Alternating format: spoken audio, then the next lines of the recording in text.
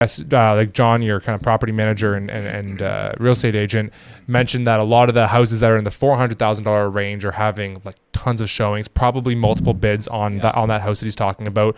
The houses in like the 700, 800 plus range, kind of stagnated. But the houses probably $2 million and up, I would argue, in Canada specifically, are probably on the decline, because especially with interest rates being higher, like that mortgage rate is just now so far past what an average Canadian is going to be affording. Yeah, that's crazy.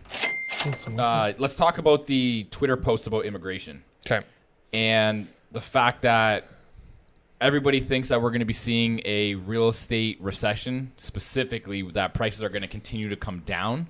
I feel like the real estate prices have gone stagnant. Mm-hmm. They're not going down, not going up yet. If anything, they're actually going up in certain brackets of price range. Yeah. Right? I talked to John today, and he said the 750 and above are like completely flat. But John listed a property below. I can't remember exactly what the price point was. I think it was like in the $400,000 range. 30 walkthroughs within like a few days. Yeah. So the market's still moving. Something else to talk about, Connor. I'm going to send you this image here too. So far, the Canadian government this year has let in 865,000 immigrants into the country. They were only supposed to let in 400,000 in the last quarter alone. And 400,000 would have been high. Yeah, 400,000 over the next 3 years, including this year.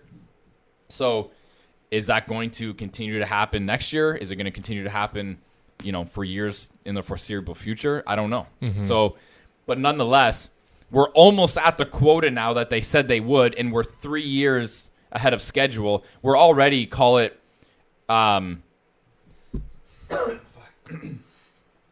already, 50% of the way there in under 30% of the time, in only 30% of the time. So this is kind of dangerous, I feel. I feel like they're kind of playing with fire here in a sense of trying to control housing prices, inflation, things like that.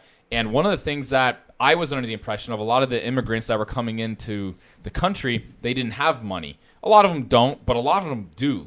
And when they bring money over here, it's kind of not kickstarting, but it's kind of like throwing gas onto the economy and inflation, because we have this new wave of people. You got to think, like, what the fuck is a percentage of that? What's the total population of Canada? 38 mil. Come on. 37 mil. So this year alone, if you divide 860,000 divided by 37 mil.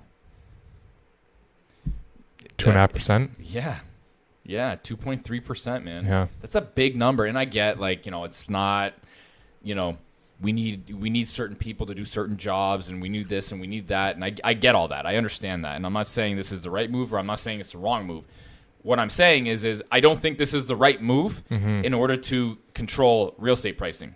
That's what I don't think is the right move. Nor do I think it's the right move to get control over inflation. That's what I think. Did you hear about the massive protests? Not massive, but protests that were going on in the GTA area surrounding home buyers for new builds. Did you hear about this? No. It was in the news either yesterday or the day before. I should have sent you the link.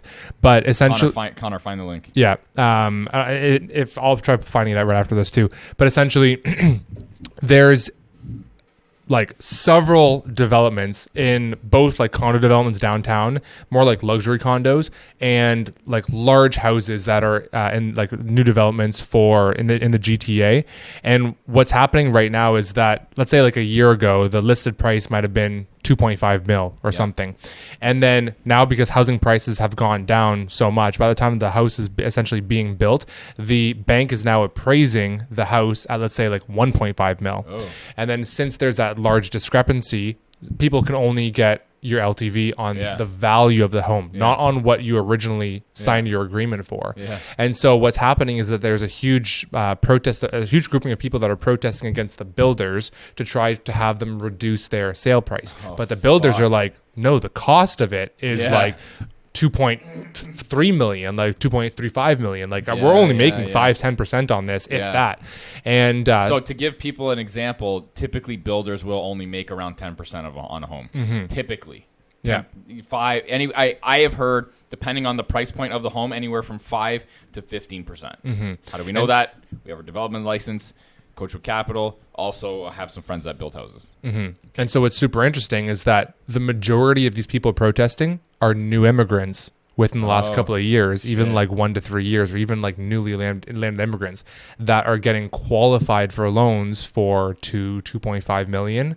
Right. Just so to your point, these are like a lot of these immigrants are not people coming in that are like low income individuals, or people that are coming in with great jobs, a lot of savings, that are able to qualify for these loans as a new immigrant. And it's not like you come in and be like, you just qualify for any loan. Because I know there are programs to help immigrants with loans, but you're not going to walk in and get a $2 million loan overnight. Have that kind of banking system here. Exactly. Right. Wow. And so I didn't know about this. And that's the thing is like a lot, and not all of them. Some of them are like Canadians for their entire, like, that were born in Canada, but a lot of them are newer immigrants. Really? Right. And so you have that as a factor as well. And so that's where it gets really messy. And so I think, like to your point earlier, yes, like John, your kind of property manager and real estate agent, mentioned that a lot of the houses that are in the $400,000 range are having like tons of showings, probably multiple bids on that house that he's talking about.